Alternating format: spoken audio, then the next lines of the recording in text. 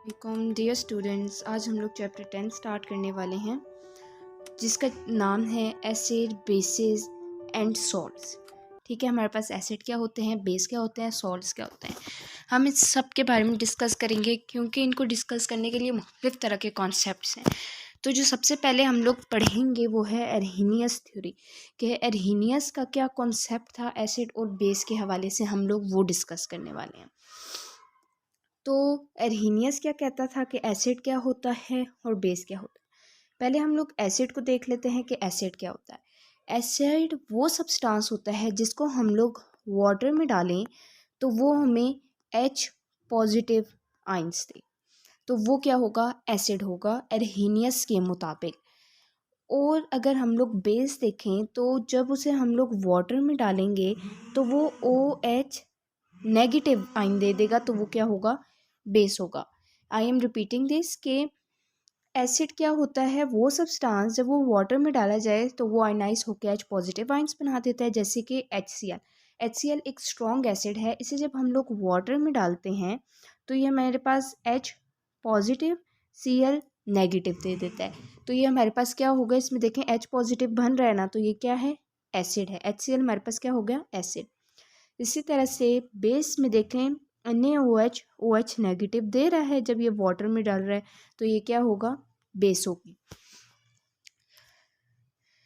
इस तरह से अब देखें यहाँ पर HCl, HNO3, H2SO4 ये तीनों भी हमारे पास एसिड हैं।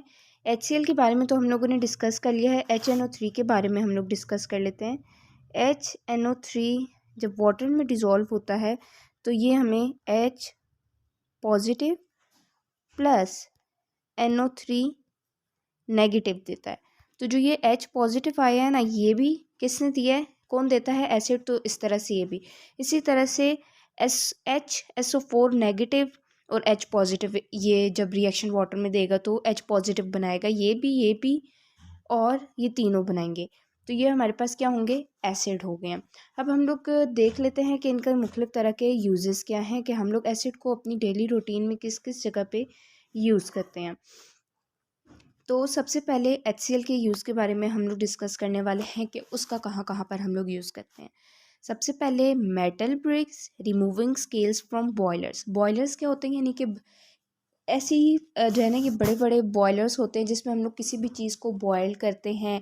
ये मुख्तलिफ तरह की इंडस्ट्रीज़ में होता है, फूड इंडस्ट्रीज़ में भी होता है और मुख्तलिफ तरह की जगहों पे हो सकता है। जबकि मेटल ब्रिक्स यानी कि जो मेटल की बनी हुई ब्रिक्स होती हैं या कोई भी, यानी उनके ऊपर से जो उनकी गंध है, उसके ऊपर स्केल्स हैं, उनको रिमूव या जंग एक तरह से आप कह सकते हैं, वो रिमूव करने के लिए हम लोग HCl को यूज़ करते हैं।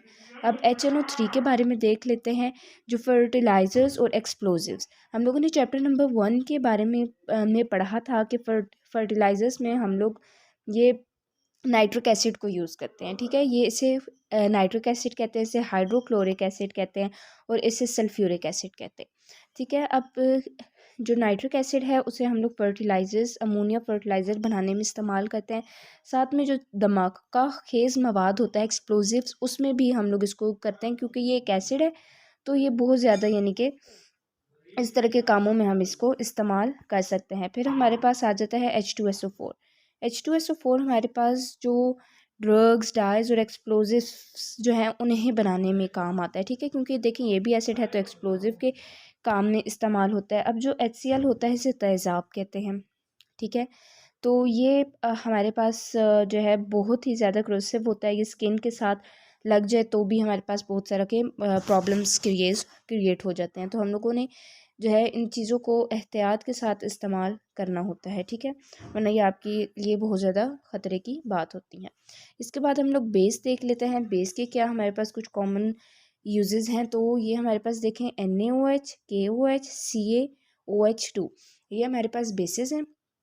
NaOH देखें हम लोगों ने अभी डिस्कस किया था, OH नेगेटिव और Na पॉजिटिव देते हैं जब ये वाटर में। इसी तरह से K पॉजिटिव और OH नेगेटिव, ये OH नेगेटिव और Ca+2 ये वाटर में आयनाइज होंगे तो ये इस तरह के कंपाउंड्स देंगे। अब हम लोग NaOH के बारे में डिस्कस कर लेते हैं कि ये कहाँ कहाँ इस्तेमाल होता है। जो हम लोग घर में इस्तेमाल करते हैं, सोप, ठीक है, और ड्रेन क्लीनर्स, यानी कि इसी तरह से सफाई वगैरह के जो चीज़ें होती हैं उनको बनाने के लिए हम लोग जो है NaOH का इस्तेमाल करते हैं। NaOH हमारे पास एक जो है सॉल्ट भी है, ठीक है, ये सॉल्ट है। इसके बाद हम लोग बात कर लेते हैं KOH। ये सारे हमारे पास जो है ना सॉल्ट्स ही हैं, ये सारे के सारे हमारे पास सॉल्ट्स हैं। पर जो है इसमें बता रहे हैं कि ये OH पार्ट इसका बेस पार्ट है, ठीक है, और ये बाकी वाले जो है ये बेस का जो बाकी का पार्ट है ये वो है, ठीक है। अब हम लोग देख लेते हैं कि KOH का कहाँ कहाँ पर यूज़ होता है। तो KOH को हम लोग लिक्विड सोप्स, शेविंग क्रीम्स वगैरह बन ये भी देखें, जैसे आम रूटीन में जो मुख्तलिफ़ तरह की शेविंग क्रीम्स जो कि आदमी यूज़ करते हैं अपनी शेव करने के लिए, वहाँ पर शेविंग क्रीम और इस तरह से जो लिक्विड सोप्स होते हैं तो वो बनाने के लिए हम लोग KOH को इस्तेमाल करते हैं। इसी तरह से जो हमारे पास CaOH2 है, इसको हम लोग मोटर, प्लास्टर एंड सीमेंट, यहाँ पर प्लास्टर आता था मैंने प्लास्टिक लिख दिया, तो क्या है प्लास्टर, मोटर और सीमेंट, ये हमारे पास तीनों चीज़ें ऐसी हैं जो कि यानी कि घर बनाते हुए जो है हम लोग इन तीनों चीज़ों को इस्तेमाल करते हैं, क्योंकि कि सिमटिंग में यानी कि सख्त हो जाता है जैसे जैसे ये वक्त गुजरता है, ठीक है। और जो प्लास्टर होता है ये तो बहुत ही जल्दी हमारे पास एकदम से हार्ड हो जाता है, ठीक है। तो इस तरह को आप बिल्डिंग वगैरह या इस तरह की चीज़ों में बनाने में हम लोग इसे इस्तेमाल करते हैं। बस आज के लेक्चर में हमारे पास यही है कि एसिड क्या होता है, बेस क्या होते हैं और उनके कॉमन यूजेस क्या हैं एर्हीनियस थ्योरी के अकॉर्डिंग। अगर आप लोगों को कोई बात समझ नहीं आई है तो आप मेरे से कमेंट बॉक्सेस में पूछ सकते हैं, और मेरे चैनल को प्लीज़ सब्सक्राइब करें और वीडियो को लाइक करें। Thank you.